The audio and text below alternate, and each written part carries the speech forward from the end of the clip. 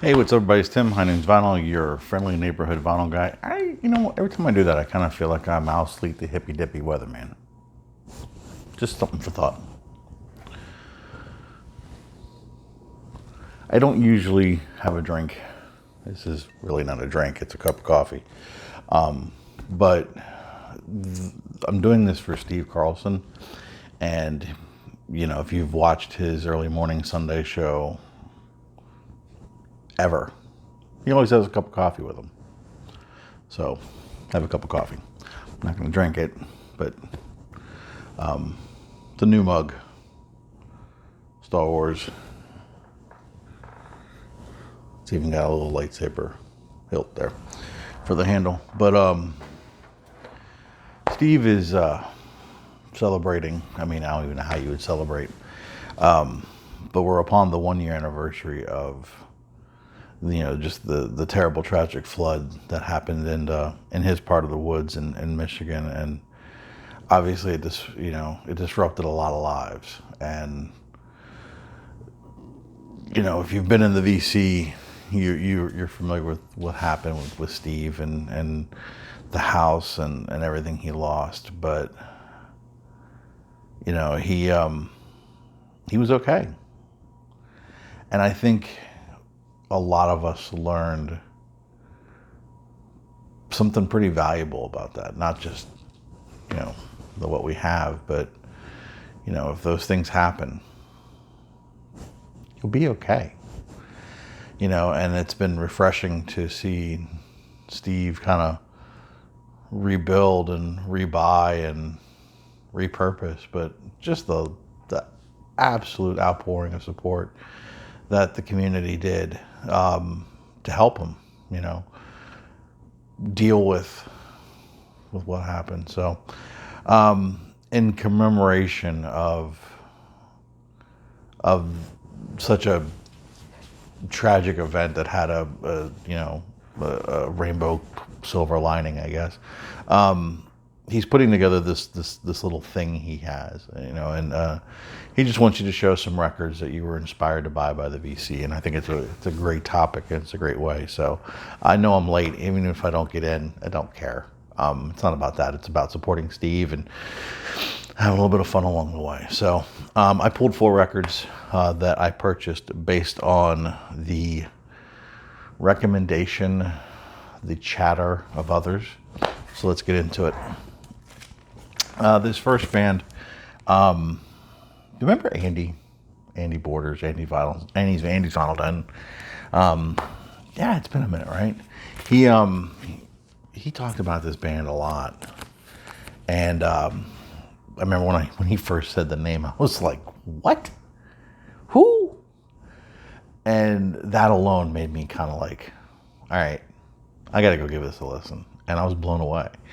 And that's King Gizzard and the Lizard Wizard. So I believe the one that I saw him show was Nonagon of Infinity, which is a fantastic album. And I do have that. But this was the first one that I bought. And it was one of those things. It was like, with a name like King Gizzard and the Lizard Wizard, how can I take you seriously? And then when you listen to the music, you go, I can take you very seriously. Great ideas, great concepts, fantastic execution. To me, there's not that many bad albums. There's just ones that are better than others. And this was a great place to start. This was In Your Mind Fuzz, and this was my first one that I purchased from King Gizzard, and I got hooked. So, Andy, I don't even know if you're watching much anymore these days. We miss you, but definitely King Gizzard. Thanks to the VC. Another one that a lot of people seem to be mentioning a lot these days, as far as in this vein, is Andrew from Tales of the Crate. And not only does he have an impressive collection, he knows a lot. And I think that when you watch that channel, you can't help but learn. Just because, he owned a shop. He listened to everything. He has such an open mind when it comes to music. And he turned me on to this one, and when he showed it, and then he did a needle drop of it, and that's why I try to do needle drops when I can, because it was that sound bite that was like, where has this been all my life? Excuse me. And that was Taste, Roy Gallagher.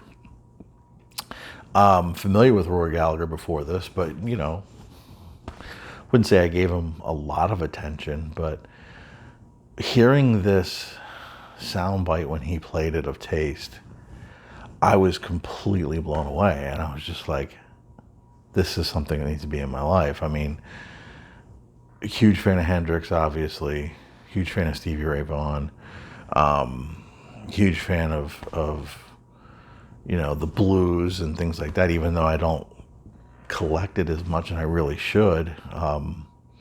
Every time I sit back and listen to it, I can't help but love it. And this was all that with that British influence. And when I heard it all, it was just like, oh my gosh, I couldn't get enough. And then I streamed it, and I was like, I got to get this record. And it took me far too long to finally find one and pull the trigger and be done with it. But this is a music on vinyl pressing. But that sound clip not only opened the door for Taste, but for Roy Gallagher himself. And I got hooked in a big bad way. So that was from Andrew, Tales from the Crate. Another one who is dangerous to the pocketbook is Nomad, David Michael, our friend from Edmonton. I guess you could call him the thrift store king. I don't know. He showed this one on a find, and I would do the cover. I mean, this is Pink Fairy's Never Neverland, again, music on vinyl reissue. That cover is just like, what is this? And so I kind of went on the internet and let my fingers do the walking, so to speak, and was blown away with what I heard. It was literally this style of music. It was like a little bit of Stooges and that Detroit, that Michigan sound, but it had some acid thrown in. It was everything I liked. And I knew this one was going to be a pricier one, so when I saw that it got a reissue on Music on Vinyl, I was more than thrilled to pick it up, because I looked at it like this was saving me a ton of money, because this was one I really wanted to have in my collection. So Nomad is another one of those dangerous guys. And this one comes to me from two ways. I know Andrew, Tales from the Crate, had talked about it, but when Steve Carlson gets something in his hands and he really loves it, his passion comes through. And when Andrew talked about it, I was sold. But I just never did anything. Because, some of us have wish lists that could be even longer than our collections. But God, when Steve talked about it, I couldn't help but be enamored. And I haven't shown this yet. I've had it for a little bit. I've been spinning it. And this is Endless Boogie. And Endless Boogie takes like that lo-fi approach to the electric blues, maybe a peppering of a British influence. But when they find a groove, they go. And they'll go. And I mean, and go. And they'll ride that groove until the wheels fall off. And some people may find it boring, but I'm an ex-DJ. I used to look for breaks. So when you found it, you wanted it to be longer. And this really just kind of felt right to me. This one is their first two LPs. This is Endless Boogie 1 and 2. And it's reissued and stuff like that. And I'll get into more on this one a little bit later, and I'll try to do some needle drops on it, or at least a needle drop on it. But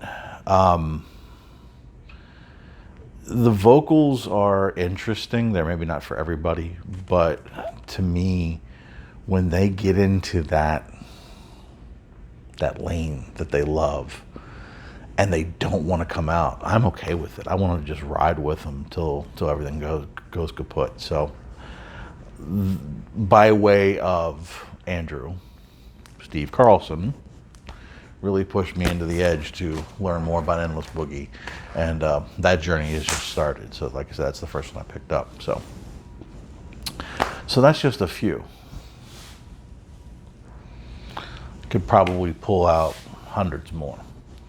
And that's one of the great things about the interaction that we have here, whether we make this content or we're just watching and commenting, is that everyone has an opinion. Everyone has that one artist that is kind of they're known for. You know, it's like, you know, everybody knows me as the Hendrix guy, but also DJ Shadow and a few others too. But you always you know, when people are coming to you looking for something, there's ones you constantly recommend, and I guess they become your artist.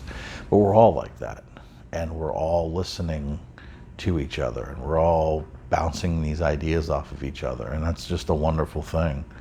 So to Steve having this kind of like sharing and showcasing the things we've learned about, I think it's a great way to celebrate a huge negative where he lost so much, but he did it with grace.